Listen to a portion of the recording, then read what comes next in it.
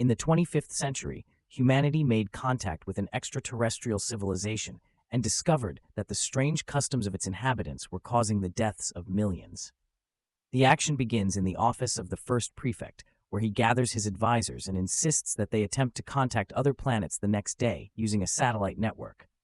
The first message they send is anyone out there? Meanwhile, Captain Ed Mercer and First Officer Kelly Grayson meet their new Chief of Security, Lieutenant Commander Kelly from the Zion race. She is stern and resolute, assuring them that despite her less-than-stellar reputation, she will protect the crew from any dangers. Soon after, on the USS Orville's bridge, Kelly suggests to the second officer, Buru of the Mlan race, that they throw a joint birthday party. Buru is hesitant, but Kelly persuades him by saying that it will mean more guests and entertainment. He asks, "Is this an order?" To which Kelly responds, "No, just a suggestion." Suddenly, Ty interrupts, reporting signals of outdated microwaves from the distant Gamma Velorum system. She clarifies that the signal is not from a spaceship, but from a planet. Excitedly, she records the message, "Is anyone out there?" The crew eagerly prepares for first contact. Helmsman Gordon Malloy engages the quantum drive, and the USS Orville sets course for the unexplored planet. Following the received coordinates, Ed, Kelly, Buru, Kelly, and Dr. Claire Finn arrive at Regor 2, where they are welcomed by the first prefect, his advisors, and crowds of citizens witnessing this historic moment. The crew informs the representatives that the galaxy is filled with various peoples and beings, not all of whom are friendly. Therefore, it is essential to establish successful contact and learn about Regorian society. The first prefect and chief advisor male proudly show the crew their largest astronomical array, a network of 25 satellites through which they sent their message. The first prefect is astonished that their signal was received so quickly, as he believed it would take decades or even centuries. Meanwhile, Regorian doctors give Claire and Kelly a tour of the maternity ward, where Kelly notices that all of Regorian technology is outdated. However, Claire reminds her that they are observing a young civilization. Concern arises when Claire notices a high rate of premature births among the Regorians. Suddenly, an emergency cesarean section interrupts their tour, adding to the growing mystery. She quickly determines that there is no medical reason for the surgery and questions the Regorian doctor about the urgency of the procedure. The doctor confidently responds that the child was going to be born a Gilk and seems surprised that Claire doesn't understand. He explains that Gilk are known to be violent and destructive, so doctors prevent their birth at all costs through cesarean sections. Later that evening, the crew of the Orville and the Regorians gather for a banquet to celebrate their first contact.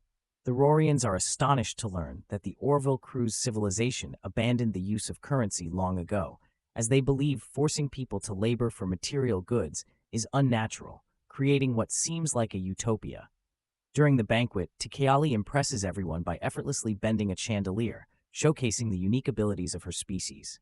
Kelly then mentions that she and Buru share a birthday next week, adding that meeting the Regorians has been the best gift for both of them. Suddenly, the first prefect's demeanor shifts, and in a fit of rage, he orders the arrest of a confused Kelly and Buru. He commands that the rest of the crew be examined, but offers no clear explanation to his perplexed guests.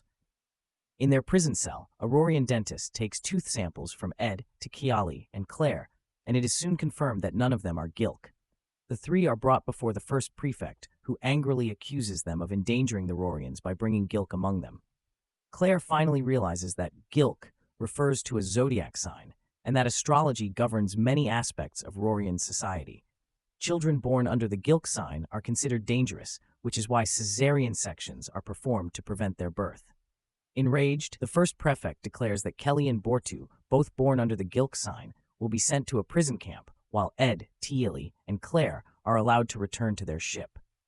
"We don't want you here," he declares. Kelly and Buru, now in special suits, are taken to the camp, where the camp leader coldly informs them that this is their new home. Kelly and Buru demand an explanation, convinced there must be some mistake, but their protests fall on deaf ears as the order came directly from the first prefect. In an attempt to escape, they fight the guards, but the guards overpower them and warn of severe consequences for any further disobedience. The camp leader orders them to be taken to the barracks. Meanwhile, Ed, Kelly, and Claire return to the Orville and, together with the crew, contact Admiral Perry. He advises against using force to rescue Kelly and Buru during this delicate first contact and urges a diplomatic solution instead. Ed argues that the Regorians are being irrational, holding Kelly and Buru in a prison camp simply because of their birth date. Claire adds that Regorian doctors are performing unnecessary surgeries to avoid births under certain zodiac signs, but these arguments fail to sway the admiral. He insists that the Orville crew must respect Regorian laws while on their territory, even though he sympathizes with their desire to free Kelly and Buru. Unable to authorize any aggressive action so soon after first contact, the admiral tells the disheartened crew to find another way to resolve the situation and ends the transmission. Officer Isaac, a representative of a non-biological race, takes interest in the specifics of Regorian astrological practices. Claire explains that astrology claims a person's character, behavior, and even future are influenced by the movement of celestial bodies, a belief that seems scientifically baseless. However, Isaac points out that this explains the numerous Regorian satellites orbiting the planet, which are focused solely on observing star positions rather than studying their physical properties. That evening, in the camp, a discouraged Buru admits to Kelly that he wouldn't mind having a joint birthday party now. He asks if the Orville will come to rescue them, but Kelly confidently states that if Ed cannot negotiate a solution with the Regorians, it's over for them, as she knows force will not be used during a first contact scenario. Buru recalls that his home planet, Milan, also has people who believe that fate is dictated by the stars on the day of one's birth. They both conclude that their imprisonment is solely due to being born under the wrong zodiac sign. Meanwhile, in the prison, a fellow inmate attempts to steal food from a pregnant woman named Ukiya. Her husband, Raul, tries to defend her, but the aggressor ignores him. Buru steps in, using his intimidating presence to force the man to return the food and leave the couple alone. Kelly and Buru ask Ukiya and Raul if there's any way to escape the camp, but the couple insists it's impossible and that no one has ever attempted it.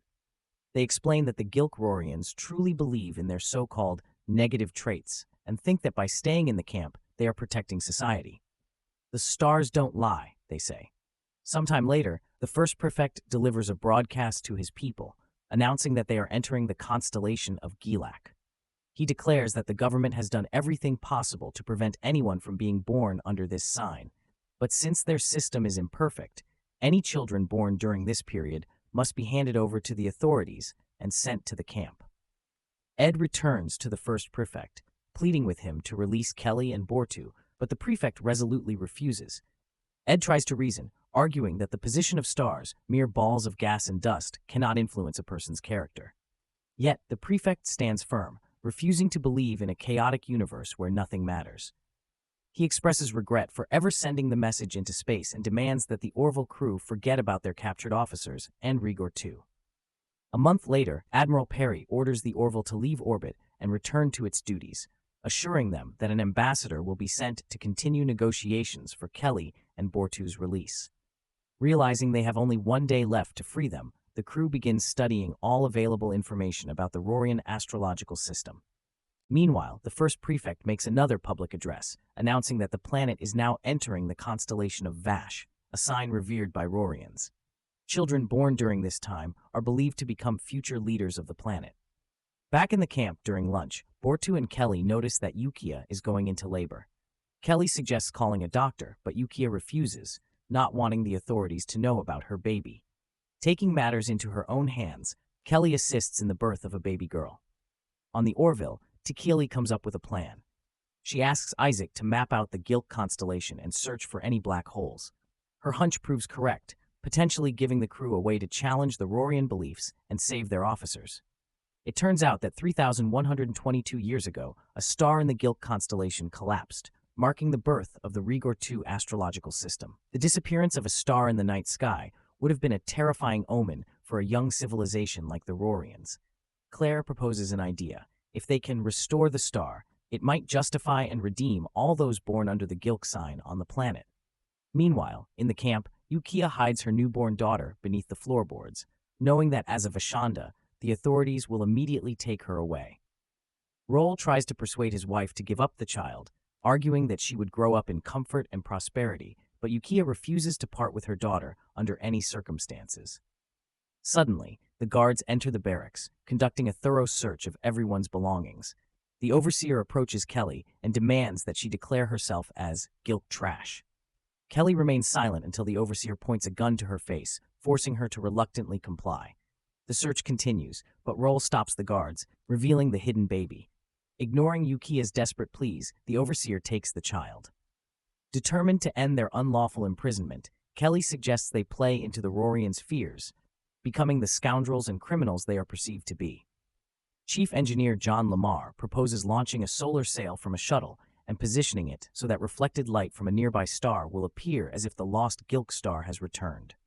He explains that they can jam the Regorian detection system, tricking their scanners into confirming the star's presence. When asked how soon they can deploy the plan, John replies, "Less than 12 hours." The order is given to proceed. Back at the camp, Kelly and Buru attack a guard, steal his weapons, and a firefight ensues. They manage to defeat several guards and blow up the lock on the main gates, but they are soon surrounded by reinforcements and the prison chief. Meanwhile, aboard the shuttle, John and Gordon report that everything is ready for the operation. They head toward Regor 2 to begin the mission. The prison overseer decides to stage a public execution of Kelly and Buru, intending to demonstrate to the other prisoners that the stars are never wrong, and that all Gilk, no matter where they come from, are cruel and irredeemable. As they approach the planet, John adjusts the solar sail, releasing the clamps, and Gordon activates the thrusters, causing the reflected light to reignite the star. Just as the prison chief orders the execution to begin, one of the prisoners notices a new star in the Gilk constellation. The first prefect and his advisors are also stunned by the sight of the restored star. Confused, the ruler quickly calls for an emergency assembly, asking, "What does this mean? Is there a change?" Thanks to the ingenuity of their crewmates, the Orville's crew manages to alter the fate of Kelly, Buru, and all those born under the Gilk sign.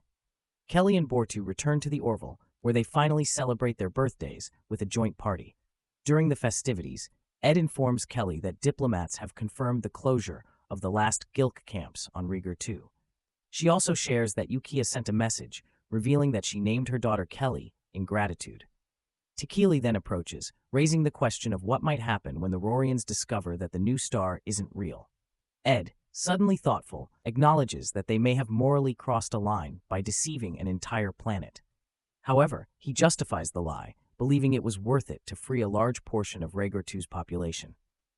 Kelly, on the other hand, is confident that by the time the Regorians uncover the truth, their technology will have advanced enough that they won't care.